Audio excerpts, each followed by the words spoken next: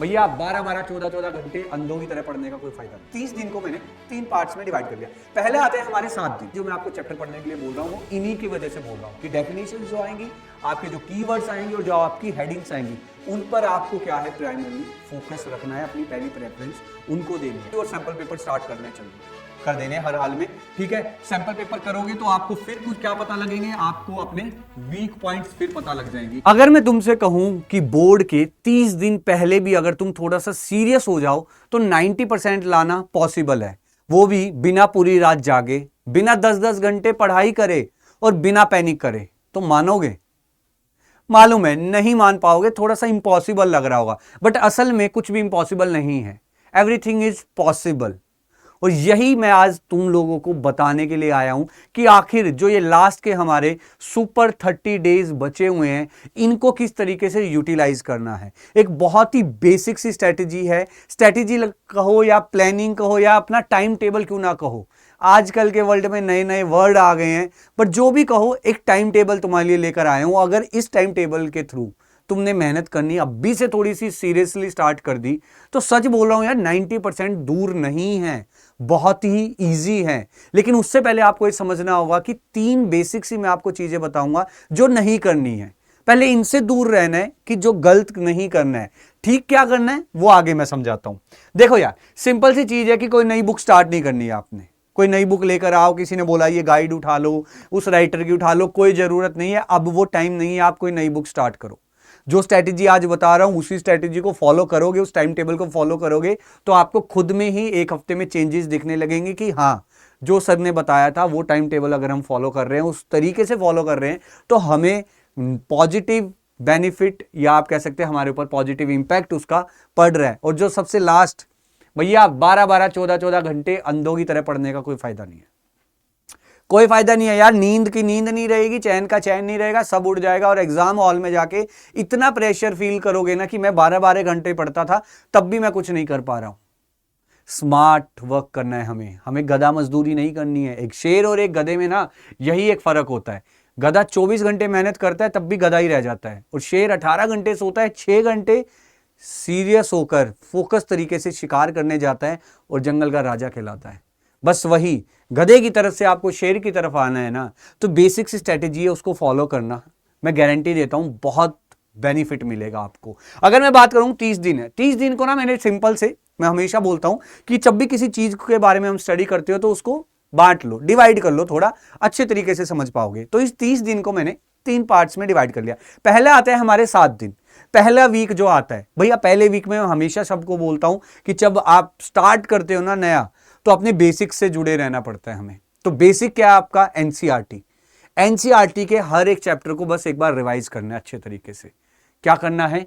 Lock NCERT completely, NCERT को clean sweep कर दो, उसको ऐसा एक बार फटाफट चैप्टर्स को सारे को रिवाइज कर दो कि जो सारी चीजें होंगी वो सारी क्या आपके माइंड में सारी एक बार रिकॉल हो जाएंगी और अच्छे से फिट हो जाएंगी, सेट हो जाएंगी। ठीक है, read every chapter once properly.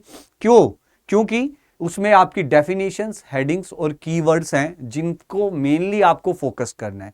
Mainly जो मैं आपको चैप्टर पढ़ने के लिए बोल रहा हूं वो इन्हीं के वजह से बोल रहा हूं कि डेफिनेशंस जो आएंगी, आपके जो कीवर्ड्स आएंगे और जो आपकी हेडिंग्स आएंगी, उन पर आपको क्या है प्राइमरली फोकस रखना है, अपनी पहली प्रेफरेंस उनको देनी है। अब बच्चे सोचेंगे सर एनसीईआरटी दोबारा पढ़ूं, पढ़नी पड़ेगी भाई, पढ़ो, वही है एनसीईआरटी है जो आपके मार्क्स लेकर आएगी, बाकी दुनिया सब झूठ है, वही एक आपकी दुनिया में एक सच है। तो एनसीईआरटी से ही स्टार्ट करना है, चाहे कुछ भी क्यों ना हो जाए, कुछ भी हो, एनसीईआरटी से स्टार्ट करना है। उसके बाद जाना है नोट्स बनाने उसके। जैसे जैसे आप जब एनसीईआरटी को रिवाइज कर रहे होंगे, साथ के साथ आपको क्या है अपने नोट्स बनाते हुए चलना है। और नोट्स ऐसे होने चाहिए कि भाई उन नोट्स से आप 10 से 15 मिनट में चैप्टर रिवाइज कर लो, पता लगे पूरी गाथा लिख दी है, पूरी कथा लिख दी है।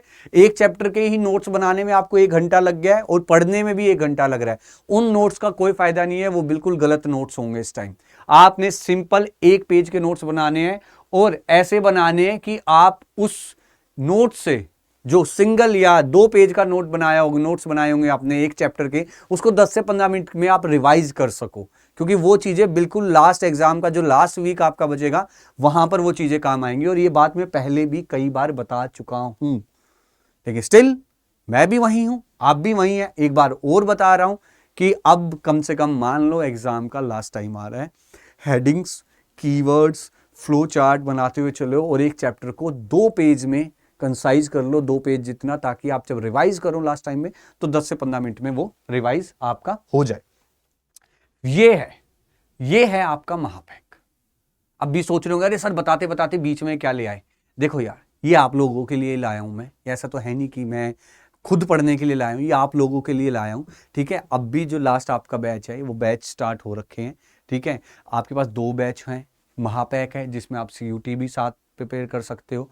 अभी आप बोर्ड्स की प्रिपरेशन होगी, आपकी अलग से बैच होगा बोर्ड्स का, फिर अलग से आपका CUT का बैच स्टार्ट होगा। और जो बच्चे कह रहे हैं सर सिर्फ हमें 12th का करना है, 12th के लिए आपके 1500 रुपये का बैच है, बहुत ही बेसिक प्राइस पर है। ठीक है, कोई भी क्वेरी हो आप इस नंबर पर कांटेक्ट करके वो क्वेरी ले सकते हैं। अगर जो बच्चा कह रहा है मैं डायरेक्ट सर मेरे को पता है कैसे क्या बैच परचेज करना है, मैं ऑलरेडी देख रहा था या मैं सोच रहा था परचेज करने के लिए, तो आप कैरियर्स अड्डा की ऐप पर जाकर वहाँ से बैच परचेज कर सकते हैं। और इससे भी थोड़ा सा अमाउंट आप चाहते हो कि और डिस्काउंट मिल जाए, अगर आप और डिस्काउंट चाहते हो तो उसके लिए आप कोड यूज़ कर सकते हैं, जिसमें आपको क्या है मैक्सिमम डिस्काउंट मिलेगा। इससे ज़्यादा डिस्काउंट शायद आपको कहीं मिलेगा नहीं।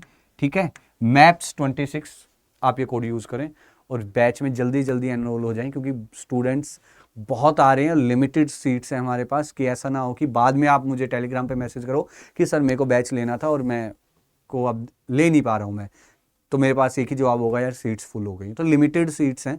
ठीक है, और डे बाय डे बच्चे की क्वांटिटी बहुत बढ़ती जा रही है और मेरे को ऐसे लग रहा है कि शायद मैं वीडियो बना रहा हूँ इतने कुछ ही सीट्स आपके पास अवेलेबल रहेंगी, तो जल्दी से एनरोल कर लें। ठीक है, अब उसके बाद अब जब आपने अपने नोट्स बना लिए, आपने चैप्टर रिवाइज कर लिया, तो पढ़ते पढ़ते आपको एक चीज बेसिक सी समझ आ गई होगी कि भैया मेरा वीक चैप्टर कौन सा है, मेरा वीक चैप्टर क्या है, मेरा स्ट्रॉन्ग चैप्टर क्या है। तो आपको 3 पार्ट्स में अपने सिलेबस को डिवाइड कर लेना है। पहले पार्ट में क्या करना है, आपने पहले पार्ट में लिखने हैं अपने स्ट्रॉन्ग चैप्टर्स लिखने हैं कि जो भैया बिल्कुल मजबूत है, अपनी पकड़ में है। दूसरे में आपने लिखने जो मीडियम है, यानी कि आते भी हैं और नहीं भी आते हैं, हल्के फुल्के। और लास्ट में आपने लिखने जो बिल्कुल वीक हैं भाई, बिल्कुल खत्म है, बिल्कुल कमजोर हैं, यानी कि जिसमें बिल्कुल बट्ठा गोल हो रखा है, वो वाले आपने एक लिस्ट बना लेनी है। जैसे ही आप जब रिवाइज कर लोगे पूरा सिलेबस 7 दिन के अंदर और साथ में जो नोट्स बना लोगे, तो आपको ये चीज बहुत बहुत प्यार से क्लियर आपको दिखाई देगी कि हाँ ये चैप्टर्स में मेरे थोड़े वीक पॉइंट्स ज्यादा हैं। यहां पर मैं जब रिवाइज कर रहा था तो मेरे को समझ आया कि मैं पिछला भूल चुका था, आज दोबारा जाके मेरे को याद आया। क्योंकि मोस्टली सिलेबस में आपको दिखेगा कि यार ये तो मेरे को आता है, ये भी मैं कर लिया, ये भी मेरे को आता था, ये भी याद था मुझे, चलते जाओगे। लेकिन बीच में एक कुछ ऐसे पॉइंट्स आएंगे जहां पर आपको वीक स्पॉट्स देखने को मिलेंगे ही मिलेंगे, और जरूर ही मिलेंगे सबको। तो वो चीज आपको नोट करके रखनी है ताकि आप इन टॉपिक्स पर फोकस कर सको, ठीक है।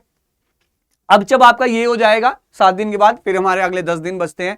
इन 10 दिन में आपने कुछ नहीं करना है, सिलेबस आपने सारा रिवाइज कर लिया है। आपने स्टार्ट कर देने हैं PYQ और सैंपल पेपर स्टार्ट कर देने हर हाल में।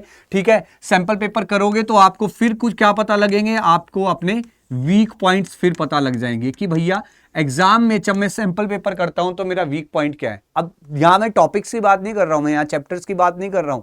क्यों? क्योंकि जब आप ये करेंगे ना तो आपको भैया 3 घंटे के अंदर ही करना है ये, और अपने आप से ना सच बोलना है, झूठ नहीं बोलना। पता लगे सुबह सैंपल पेपर करना स्टार्ट करा, रात के 10 बज गए हैं, 12 घंटे से सैंपल पेपर कर रहे हैं, उसका कोई फायदा नहीं है। 3 घंटे के अंदर आपको अपना सैंपल पेपर करना है, और इससे आपको अपने वीक स्पॉट्स पता लगेंगे कि आखिरकार मैं आंसर राइटिंग में वीक हूं, या मैं मैप्स में वीक हूं, या मैं MCQ में वीक हूं। वो चीज आपको आइडेंटिफाई करनी है कि कहां एग्जाम में क्या पैटर्न से मैं स्टार्ट करूं, एग्जाम पहले मैं क्या लेकर चलूं। वैसे मैं सबको एक ही फ्लो बोलता हूं कि भैया जिस फ्लो में आपका एग्जाम दे रखा है उसी फ्लो में हमेशा करना चाहिए। ऑलरेडी मैं अपने लेक्चर्स में ये बात बता चुका हूं कि इसके पीछे रीजन क्या है। ठीक है, तो मैं तो यही प्रेफर करता हूं, लेकिन स्टिल स्टूडेंट्स को कईयों को लगता है कि सर मेरा ये वीक सेक्शन है, मैं इसको पहले करूंगा, मेरे से लिखा नहीं जाता, मैं थक जाता हूं।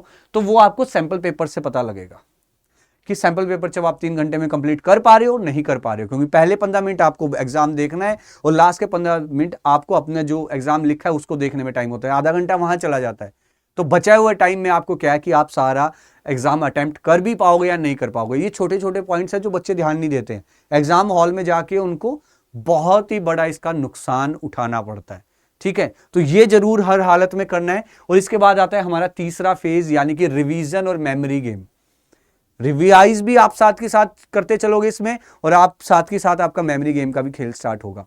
क्या होगा, सिंपल कुछ नहीं करना है, सुबह उठना है, 2 चैप्टर्स को रिवाइज करना है।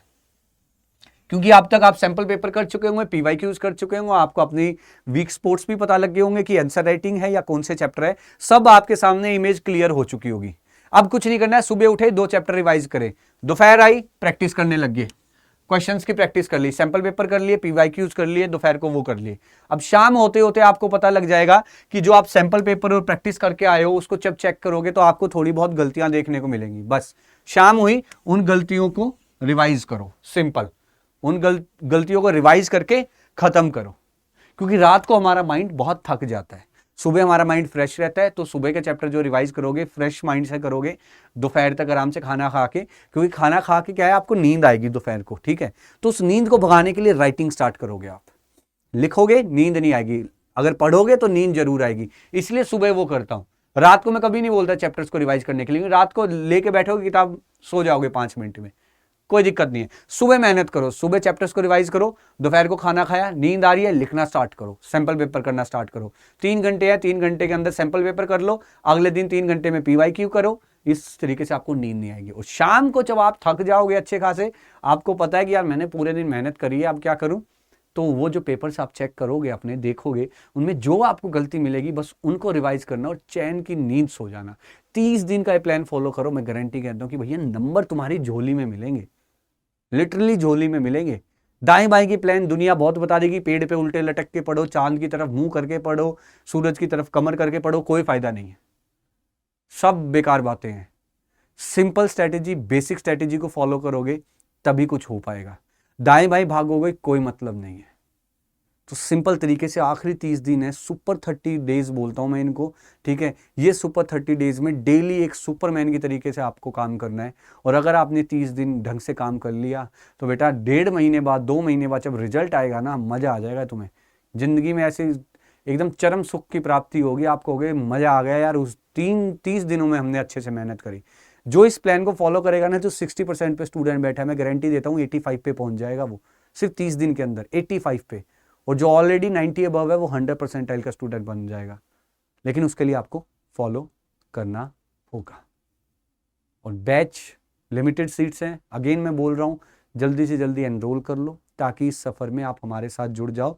और इसी तरीके से हम आपको थोड़ा और एडवांस तरीके से प्रिपरेशन की आपके सिलेबस को स्टार्ट करें और अच्छे से उसको प्रिपेयर करें। ठीक है, नेक्स्ट वीडियो तक के लिए बाय बाय, जल्दी मिलता हूँ आपसे अगली वीडियो।